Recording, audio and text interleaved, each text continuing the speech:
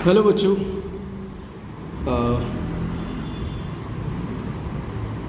Welcome to the channel. Okay, so मैं ना एक सीरीज़ शुरू करूँगा। बेसिकली कुछ वीडियोस आप लोगों के लिए अपलोड करने वाला हूँ।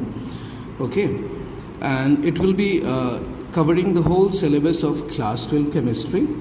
ओके, एंड देखते हैं, है ना, कि आप लोग कितना प्यार देते हैं मुझे। मतलब आप लोग को अगर कितना समझ में आता है उसके ऊपर डिपेंड करता है, और आप लोग कितना देखते हैं उसके ऊपर भी डिपेंड करता है। क्योंकि हम जो भी चीज़ें करेंगे उसके पीछे एक मोटिव तो होना चाहिए। किसी को हेल्प हो रहा है, हमें भी ये महसूस होना चाहिए, है ना। तो आप लोग को वीडियो अच्छा लगे तो क्या करना है, I hope everyone knows it, right. तो आज ना हम कुछ टॉपिक्स शुरू करने वाले हैं। हम बेसिक यूनिट 1 से ही शुरू करेंगे। तो आपको पता है यूनिट 1, अगर यूनिट 1 के बारे में अगर बात करें तो वो क्या है, आपका पहला यूनिट है आपका सॉल्यूशन, है ना बच्चों। ये तो सॉल्यूशंस। तो अब ना सॉल्यूशंस के बारे में अगर हम बात करें ना कि सॉल्यूशंस होता क्या है, तो क्या बोला गया है, it is what homogeneous mixture. It is what homogeneous mixture of components बोला गया है। ठीक है, कंपोनेंट्स का मिक्सचर होता है। अब होमोजेनियस क्या होता है ना कि मान लो मेरे पास ए और बी दो अलग अलग चीज़ें हैं ना, तो इन दोनों को अगर मैं मिक्स करता हूँ ना, तो ये अगर एक ऐसा एक चीज़ बना के देता है जो कि मान लो दिखने में एक जैसे लग रहा हो। मतलब वो दोनों अच्छे से मिक्स हुए हैं और दिखने में एक जैसे लग रहे हैं। मतलब पता ही नहीं चल रहा है कि ए है कि बी है यहाँ पे, है ना, पता नहीं चल रहा है। तो तब जाके हम उसको क्या बोलने वाला है बच्चों, होमोजेनियस मिक्सचर बोलने वाले हैं। ठीक है। और अगर आप पूछोगे सर कंपोनेंट होता क्या है, से मान लो मैं आपको एक एग्जाम्पल दूँ ना, जिससे मान लो मैंने आपको बोला कि हमने सोडियम क्लोराइड और वाटर यूज़ किया एक सॉल्यूशन बनाने के लिए। तो यहाँ पे जो भी चीज़ें हम लोग यूज़ कर रहे हैं ना सॉल्यूशन बनाने के लिए, इन सब को क्या बोला जाता है बच्चों, इन सब को बोला जाता है कंपोनेंट्स। ठीक है। अब देखो सॉल्यूशन में कंपोनेंट तो बहुत सारे हो सकते हैं, है ना, पर हमें ना हमारा यहाँ पे जो यूनिट है उस पर हमें क्या करना है, बेसिकली हमें ना बाइनरी सॉल्यूशन पे फोकस करना है। किस पे फोकस करना है, बाइनरी सॉल्यूशन पे। अब पूछोगे ना कि सर बाइनरी सॉल्यूशन होता क्या है, बाई मतलब क्या समझ में आ रहा है, दो, राइट, एग्जैक्टली। तो ये बाइनरी सॉल्यूशन का मतलब क्या होता है कि इट कंटेन क्या, टू कंपोनेंट्स। इसमें क्या होंगे, दो कंपोनेंट होंगे। अब जैसे मैंने बोला, देखो एग्जाम्पल दिया था ना मैंने कि सोडियम क्लोराइड और वाटर यूज़ कर रहे हैं, तो सोडियम क्लोराइड एक कंपोनेंट हो गया और वाटर एक कंपोनेंट हो गया। तो इन दोनों से जो भी सॉल्यूशन निकल के आएगा उस सॉल्यूशन को हम क्या बोल सकते हैं बच्चों, इस सॉल्यूशन को हम लोग बोलेंगे बाइनरी सॉल्यूशन। इसको हम लोग बाइनरी सॉल्यूशन बोलेंगे। ठीक है, सबको समझ में आ रहा है ना। और क्या होता है पता है, एक टर्म हम लोग जनरली यूज़ करते हैं ना कि हम लोग बोलते हैं ट्रू सॉल्यूशन। तो ट्रू सॉल्यूशन के हिसाब से अगर देखा जाए ना, तो यहाँ पे होता क्या है, मतलब सॉल्यूशन में जो भी सोल्यूट के पार्टिकल रहते हैं वो क्या होता है, लेस देन 1 नैनोमीटर होता है। मतलब 10⁻⁹ मीटर से भी पार्टिकल के साइज छोटे होते हैं। ठीक है बच्चों, तो ये कुछ बेसिक चीज़ें हैं सॉल्यूशन का। तो किसी ने अगर पूछे कि सॉल्यूशन क्या होता है, तो हम सिंपली बोलेंगे it is what homogeneous mixture of 2 और मोर कंपोनेंट्स। हम लोग ऐसे बोल सकते हैं। ओके ओके बच्चों, अब ना जैसे हम बाइनरी सॉल्यूशन के बारे में बात कर रहे हैं, बाइनरी सॉल्यूशन, तो हमने बोला कि बाइनरी सॉल्यूशन में क्या होता है, दो कंपोनेंट्स होते हैं। और क्या पता है, ये दो कंपोनेंट को ना हमने नाम दिया हुआ है। इन दो कंपोनेंट में से एक को क्या बोला जाता है, आपका सोल्यूट बोला जाता है, और दूसरे को हम लोग क्या बोलते हैं, सॉल्वेंट बोलते हैं। ठीक है, दूसरे को हम लोग सॉल्वेंट बोलते हैं। और क्या होता है पता है बच्चों कि जब भी हम सॉल्यूशन बनाते हैं ना, कि मान लो मेरे पास एक कंटेनर है, राइट, तो हम जब भी सॉल्यूशन बनाते हैं हम सबसे पहले क्या करेंगे, हम लोग सॉल्वेंट मॉलिक्यूल लेते हैं। हम लोग सॉल्वेंट मॉलिक्यूल लेते हैं और उसके ऊपर हम लोग, मतलब उसमें हम लोग क्या करेंगे, सोल्यूट मॉलिक्यूल को डिसॉल्व कराते हैं। सोल्यूट मॉलिक्यूल को क्या कराते हैं, वहाँ पे मिक्स कराते हैं या तो डिसॉल्व कराते हैं। तो हम क्या बोल सकते हैं, हम लोग क्या बोल सकते हैं, ए solution is formed by dissolving solute in solvent. ठीक है, हम लोग ये बोलते हैं। अब बोलोगे सर कैसे पता चलेगा कि कौन सा सोल्यूट है कौन सा सॉल्वेंट है ना? तो इसके ऊपर ना थोड़ा मतलब अजीब सा एक कंसेप्ट तो है ही। मतलब उससे क्या होता है कि बेसिकली हम लोग ऐसे बोलते हैं कि मान लो सोल्यूट वो होता है जिसका क्या होता है लेस अमाउंट होता है ना, which is present in lesser amount, उसको हम सोल्यूट बोल देते हैं। और सॉल्वेंट के लिए हम लोग क्या बोलते हैं, जिसका हायर अमाउंट होता है, तो हाई अमाउंट होता है जिसका, तो हम उसको क्या बोलते हैं, सॉल्वेंट बोल देते हैं। लेकिन आप इस तरह से भी चीज़ों को याद रख सकते हो ना कि मान लो हम लोग ने क्या बोला, सोल्यूट को सॉल्वेंट में डिसॉल्व कर रहे हैं, तो किस चीज़ को कहाँ पे डिसॉल्व कर रहे हैं, तो जिस भी चीज़ को हम लोग डिसॉल्व कर रहे हैं कहीं पे वो हमारा सोल्यूट बन जाता है, और कहाँ डिसॉल्व कर रहे हैं वो हमारा क्या बन जाता है, सॉल्वेंट बन जाता है। ठीक है बच्चों, आई होप ये क्लियर समझ में आ गया। अब मैं आपको देखो ऐसे बोलूँ ना, मैंने अगर बोला कि 20 ग्राम ऑफ ए एंड से बोला मैंने 50 ग्राम ऑफ बी, हम ऐसे मिक्स कर रहे हैं, तो यहाँ पे 20 ग्राम क्या हो गया इसका, ये 20 ग्राम है, ये 50 ग्राम, तो 20 ग्राम ऑफ ए क्या हो गया आपका, सोल्यूट हो गया क्योंकि ये लेसर अमाउंट पे प्रेजेंट है, और 50 ग्राम ऑफ बी आपका क्या हो गया, सॉल्वेंट हो गया क्योंकि ये हायर अमाउंट है इसके कंपेरिजन में, है ना। अगर यही चीज़ ना मैं आपको ऐसे बोलता कि 20 gram of A is dissolve with 50 gram of B.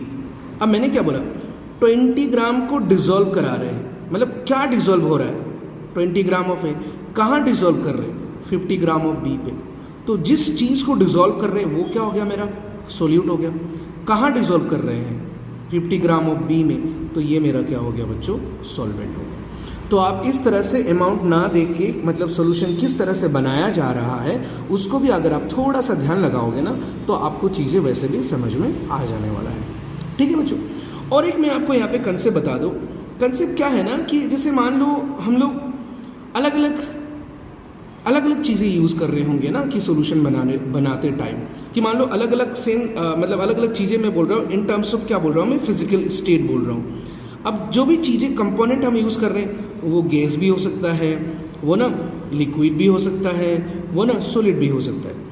अब मान लो मेरे सॉल्वेंट में गैस भी हो सकता है, लिक्विड भी हो सकता है, सॉलिड भी हो सकता है। मेरा सॉल्वेंट भी गैस भी हो सकता है, लिक्विड भी हो सकता है, सॉलिड भी हो सकता है।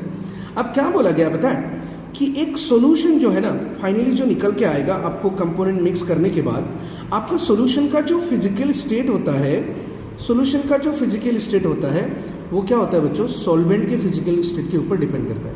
मतलब अगर आपने सॉल्वेंट सॉलिड लिया है ना, आप छोड़ दो, आपका सोल्यूट क्या है उससे कोई फ़र्क नहीं पड़ने वाला। आपका सोल्यूट मॉलिक्यूल क्या है उससे हमें कोई फ़र्क नहीं पड़ने वाला।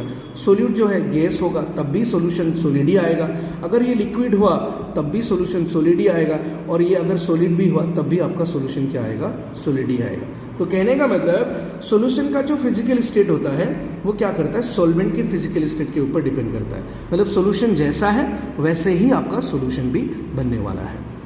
आई होप आपको ये चीज़ें समझ में आ रहा हो। ओके, आपको अगर कोई दिक्कत हो रहा है तो मुझे आप कमेंट कर सकते हो। ओके बच्चों, इसी के ऊपर मैंने अभी जो बात बोला ना, इसी के ऊपर आपका एक बुक में ना एक मतलब एग्जाम्पल का एक टेबल बनाया गया है, टाइप ऑफ सोल्यूशन। आप देखो यहाँ पे, अब सॉल्वेंट हम लोग गैस गैस गैस, लेकिन सोल्यूट गैस यूज़ कर रहे हैं, एक में लिक्विड यूज़ कर रहे हैं, एक में सॉलिड यूज़ कर रहे हैं। तो आपका गैस गैस तो फाइनली गैस ही बनने वाला है, लिक्विड गैस करोगे तो भी गैस ही बनने वाला है, सॉलिड गैस करेंगे तो भी गैस ही बनने वाला है। अब उसी तरह से लिक्विड सॉल्यूशन बनाना है हमें, तो हम लिक्विड ही ले रहे पूरा सॉल्वेंट, और यहाँ पे क्या आ रहा है आपका सॉल्यूट अलग अलग ले रहे हैं, तो गैस लिक्विड ले रहे तो लिक्विड ही होगा, लिक्विड ले रहे तो भी लिक्विड ही आएगा, सॉलिड लिक्विड लेंगे तो भी लिक्विड ही आएगा। उसी तरह से सॉल्यूट सॉल्यूशन चाहिए तो हम सॉलिड ले रहे हैं सॉल्वेंट में, और हम यहाँ पे सॉलिड वेरी कर रहे हैं कि गैस सॉलिड कर रहे हैं तो सॉलिड ही बनेगा, लिक्विड सॉलिड कर रहे हैं तो सॉलिड ही बनेगा, है ना, सॉलिड सॉलिड कर रहे हैं तो सॉलिड ही बनेगा फिर। ठीक है बच्चों, आई होप आपको चीज़ें समझ में आ रहा है ना। तो इसी तरीके से हमें चीज़ों को, मतलब आपको अगर कोई भी एग्जाम्पल भी लिखना हो ना तो आप ये टेबल बेसिक आप फॉलो कर सकते हो। ठीक है, ओके चलो बच्चों, अब कुछ और थोड़ा अलग डिस्कस करते हैं। ठीक है बच्चों, देखो मैं ना आपको एक एग्जाम्पल दिखा रहा हूँ। ठीक है, सपोज मान लो मेरे पास एक कंटेनर है, मान लो मैं 2 कंटेनर ले रहा हूँ। ठीक है, 2 कंटेनर ले रहा हूँ और हम यहाँ पे सॉल्यूशन बनाने वाले ए और बी। अब मैंने पहले से मान लो यहाँ पे कुछ वाटर मोलिक्यूल लेके रखा हुआ है और यहाँ पे भी मैंने कुछ वाटर लेके रखा है। मान लो यहाँ पे हमने दोनों में 250 ml वाटर लेके रखा है, ठीक है, दोनों में हमने 250 ml इक्वल अमाउंट लेके रखा है। तो वाटर जो ले रहे हैं हम लोग यहाँ पे ना, तो ये बेसिक क्या कर रहा है, आपका सॉल्वेंट की तरह काम कर रहा है। It is acting as an solvent here. Okay, अब मान लो मैं ना यहाँ पे ना 2 टेबल स्पून शुगर ऐड कर रहा हूँ और मैं ना यहाँ पे 5 टेबल स्पून शुगर ऐड कर रहा हूँ, मतलब हम शुगर वाटर सोल्यूशन बना रहे हैं, ऐसे मान सकते हो आप। अभी देखो बच्चों, जैसे हमने यहाँ पे 2 टेबल स्पून शुगर ऐड किया और यहाँ पे हमने 5 टेबल स्पून शुगर ऐड किया। अब यहाँ पे जो शुगर का स्वीटनेस होगा वो ज़्यादा होगा, राइट, और यहाँ पे कम होगा। तो ये जो शुगर ऐड कर रहे हैं दोनों में, ये क्या कर रहे हैं, हमारा सोल्यूट की तरह काम कर रहे हैं। अब ना इन टर्म्स ऑफ केमिस्ट्री ना बच्चों, मैं इसको अगर समझाऊँ ना आपको, तो मैं क्या बोलूँगा पता है, मैं यहाँ पे बोलने वाला हूँ B is more concentrated than A, मैं ऐसे बोलूँगा। आप पूछोगे ना कि सर ये कंसेंट्रेटेड क्या है। अब ये आया हुआ है टर्म जो है कि कंसेंट्रेशन से। अगर मैं आपको पूछूँ ना बच्चों कि ये कंसेंट्रेटेड, मोर कंसेंट्रेटेड वाला टर्म हम लोग क्यों यूज़ कर रहे हैं, या तो किसके रेफरेंस में यूज़ कर रहे हैं, आप थोड़ा चीज़ों को समझो। देखो हमारे पास यहाँ पे B और A सोल्यूशन बनाया है, दोनों में सेम अमाउंट ऑफ वाटर लिया था, तो वाटर का तो कुछ वेरिएशन हो ही नहीं सकता। अगर वेरिएशन अगर कर रहे हैं तो हम किस हिसाब से कर रहे हैं, ये जो शुगर एडिड शुगर है जो कि सोल्यूट की तरह बिहेव कर रहा है यहाँ पे, उसका अमाउंट वेरी कर रहा है ना। तो ये जो अमाउंट जो हम वेरी कर रहे बोल रहे हैं, जो वो ये क्या है, ये तो हमारा सोल्यूट है। मतलब सोल्यूट अगर वेरी करता है तो हम लेस कंसेंट्रेटेड या तो मोर कंसेंट्रेटेड टर्म यूज कर सकते हैं। मतलब ये जो कंसेंट्रेटेड जो आया ये कंसेंट्रेशन से आया, और ये कंसेंट्रेशन क्या समझा रहा है हमको, ये समझा रहा है कि अमाउंट ऑफ सोल्यूट